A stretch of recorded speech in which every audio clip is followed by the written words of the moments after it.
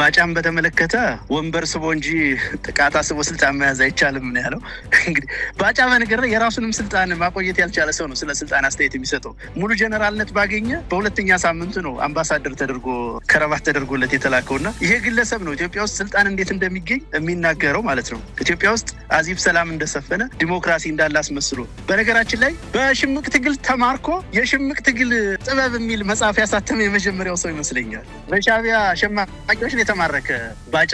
ውስኪ ቤትም እንዳስመረቀ ሰምቻለሁ። በእርግጥ ተወዛዋዥ ከመሆኑም ጋር ተያይዞ ቢዝነስ ሲያስብ ውስኪ ቤት ወይ ጭፈራ ቤት ትዝ ቢለው የሚገርም አይደለም መሳይ። ዳንስም ይወዳል፣ ኪነትም ዳንስም ይወዳል። ለዛ ነው እሱ ሊሆን ይችላል እና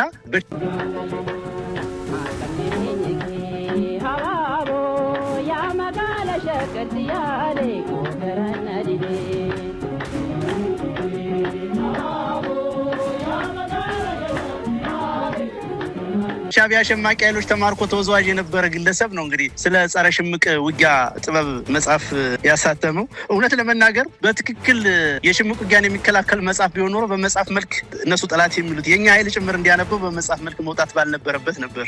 ይልቁንም የመከላከያው ሚሊተሪ ዶክትሪን ወይ ስትራቴጂ ውስጥ የውጊያ ስልት ውስጥ ሊገባ ይችል የነበረ ነገር ነውና ዞሮ እነኚህ ያው በአንድም በሌላ መንገድ ኢቨንት በማዘጋጀት ገንዘብ የሚዘርፉ ሆዳሞች ስለሆኑ ነው ይሄንን የሚያነሱት። በሌሎች ሀገሮች በባጫ እድሜ ዘመን በባጫ ኤክስፔሪየንስ ያሉ በጀነራልነት ማዕረግ ያሉ ሰዎች የህዝብ ጉዳይ አሳስቧቸው የባለስልጣናት መባለግ አሳስቧቸው መፈንቅለ መንግስት የሚፈጽሙ ተደራድረውም ሌሎች የህዝብ ጥያቄዎችን የሚያስመልሱ ናቸው። እነኚህ ግን ያው ለአገዛዙ ከማሸርገድ ያለፈ ነገር የላቸውም።